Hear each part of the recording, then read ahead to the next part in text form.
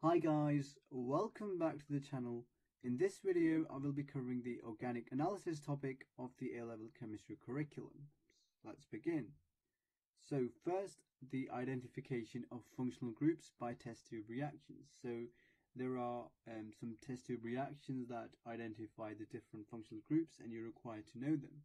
So starting off, the alkenes. So you just add bromine water to an alkene sample, and if alkene is present, if there is a positive result, and the orange solution will turn to a colorless solution. So if there's no alkenes present, then it would remain orange. The next test is for the halide ions. So what you do is you add silver nitrate to the sample and it forms a precipitate. And for chloride ions, it would form a white precipitate. For bromide, it would form a cream precipitate. And for iodide ions, it would form a yellow precipitate. Now, all of these colors look very similar, and it can be hard to distinguish between them, especially if it's like white and cream. So what we can do is we can add ammonia to this. So we can add dilute and concentrated ammonia, and this can help us distinguish between the separate ions. So for chloride, you can add dilute ammonia and it would dissolve in dilute ammonia, so it would turn from a white precipitate to a colorless solution. For bromide, it would not dissolve in dilute ammonia, so you would dissolve this in concentrated ammonia and then it would turn into a colorless solution. And finally for iodide, it won't dissolve in any of the dilute or the concentrated ammonia, so it would the yellow precipitate would remain, and this is how you can distinguish between the three of them. Next is the test for the primary or secondary alcohols. So you add the acidified potassium or the acidified sodium dichromate, and it would turn from an orange to green solution. So just keep in mind that this test does not work for the tertiary alcohols. It only works for the primary and for the secondary alcohols. And the aldehydes test, what you do is you add Fehling's reagent. So there's two tests you can do. First is that add a Fehling's reagent to the sample, and a positive result would form a brick red precipitate from a blue solution. And for the other test is Tollens reagent. So you add this, and a positive result would form a silver mirror if there is a aldehyde present in this. And finally, the carboxylic acid, that's the final test. You can add the sodium carbonate, which is Na2CO3, or you can add the sodium hydrogen carbonate. And both of these, if the carboxylic acid is present, would form effervescence, which is basically bubbles of gas. So you're required to know all of these functional group tests and what a positive result would indicate.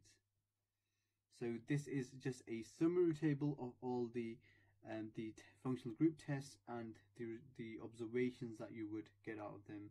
So just learn this well. Right, so next, the mass spectrometry. So we looked at this at the start of year 1, but now we're looking at it in a different perspective. So we use the low resolution mass spectrometry, which measures the MR to 1 decimal place. Now the problem with this is that if there's two different molecules which have the same MR but they have different molecular formulas, they would produce the same peak because they would have the same M to Z ratio. But they are different molecules, so we won't be able to distinguish between them in the mass spectrometry. So for example, you can have the C4H10 and the C3H6O. They're both the same MR, but they're different they have different molecular formulas, but we can't distinguish between them in the mass spectrum. So what we can use is the high resolution mass spectrometry, which measures the MR to 4 decimal places, so it can distinguish between the different molecular formulas. So this provides the masses into 4 decimal places, as you can see in there. So that means you can distinguish between the two MRs, which would be same in resolution. So for example, for this, C4H10 would weigh 58.078, so it won't be rounded down to 58. And the same for C3H60, it's 58.0417. So when you're looking at a spectra, you would be able to distinguish between the two, and it's important that you can distinguish because they're two different molecular formulas. They have different functional groups, and you need to be able to distinguish. So that's why we use the high resolution mass spectrometry. And you can be asked to calculate the MRs up to 4 decimal places in the exam. Alright, so now moving on to the infrared spectroscopy. So bonds in a molecule absorb infrared radiation. So all bonds in a molecule, for example, you can have CH, CC, CH bonds. So all of these bonds absorb infrared radiation. And different bonds absorb different wavelengths of infrared radiation. So the CC bond would absorb different wavelengths to the CH bond, for example. And this is the infrared spectroscopy. So this is the spectra that we would get out. So for each molecule, so we have two regions. We have the functional group identification region, which is above 1500 centimeter, and the fingerprinting region, which is below that, so it's below 1500 centimeter. And the fingerprint region allows the identification of a molecule by comparing the spectra. So if we get a spectra for a molecule, we can compare that spectra to the previous spectras that we have got to identify which molecule it is. And you require to know of the fingerprint region. So that's the region below 1500 centimeter -1. That's so just make sure you learn this. This is a question that has come up before.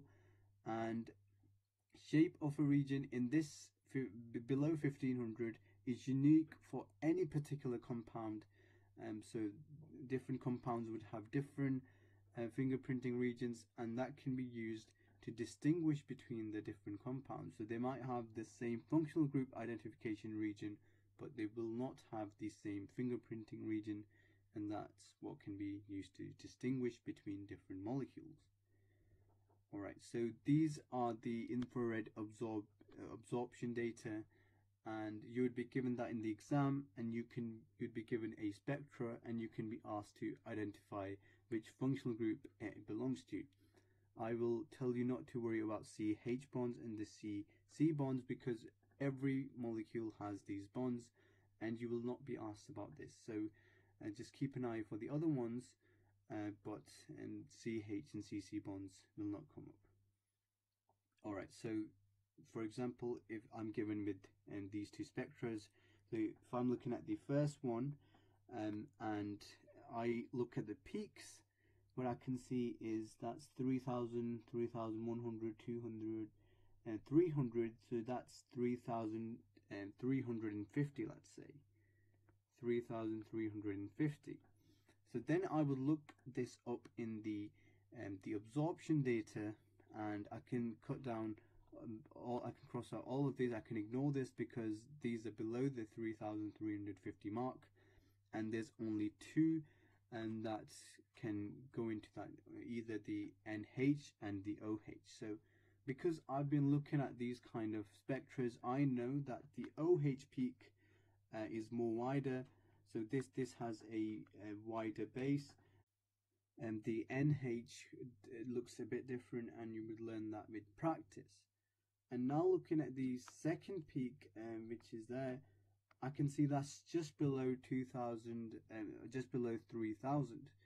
So what I know, because I have looked at these questions, is that this is a CH bond, and this does not impact the functional group, so I can just ignore this. But you would need to have practice to know that this is a CH bond. Now looking at the second example, this is the part that distinguishes, because they are nearly the same wavelength, so they're just below 3000, and from looking at this, I know that there's only two functional groups that are present, so it can either be two bonds that are present. It can either be CH bond or OH bond, which is the acid one. I know that the the OH acids are usually higher up than the CH ones, and that's why I would know that this is the OH, but this is for acids and not alcohols. So this is how I can distinguish between the two different peaks. And now you'd learn that with practice. It might be a bit complex for you if you're looking at it the first time, but as you practice, you would learn this. And by just looking at the different shapes, I can see this looks kind of like this, whereas this is more like this, and you would just learn with practice, like I said. So now looking at some other examples. So I have been presented with this spectra, and I have got the infrared absorption data. So now looking at this example, well, you can ignore the region below 1500. There might be some peaks there, but we only care about the region that is above 1500. So in this, I can only really see one peak, which is, if that's 1500, that's 16, 17, just above 1700.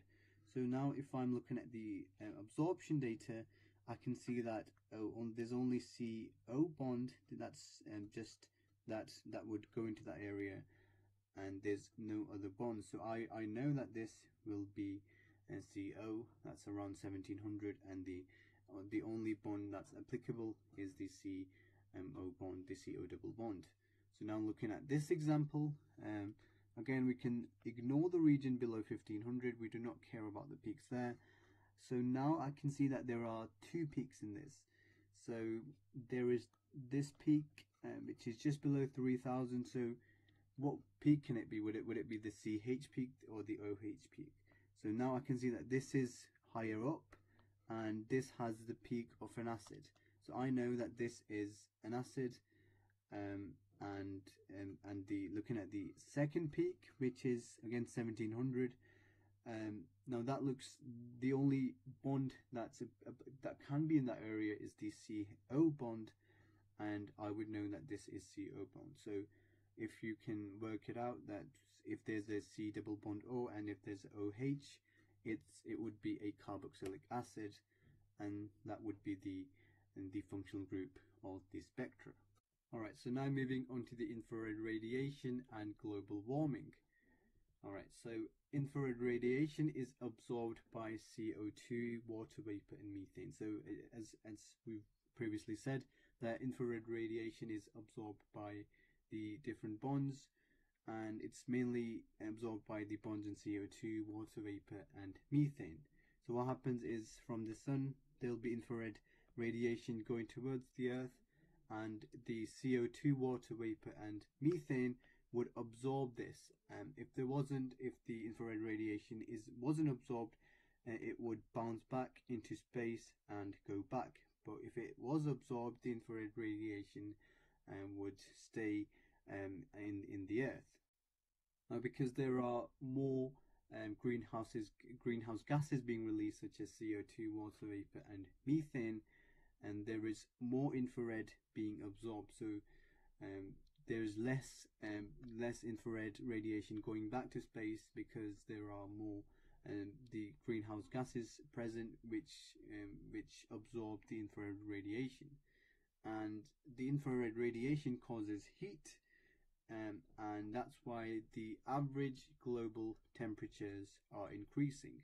Now you do need CO2, water vapor, and methane to keep the temperature on Earth, or you would be freezing to death.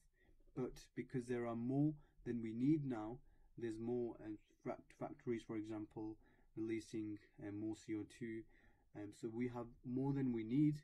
That's why the average global temperatures are increasing, and that's what we call global warming, and that's becoming an issue, and you're required to be aware of this by the specification.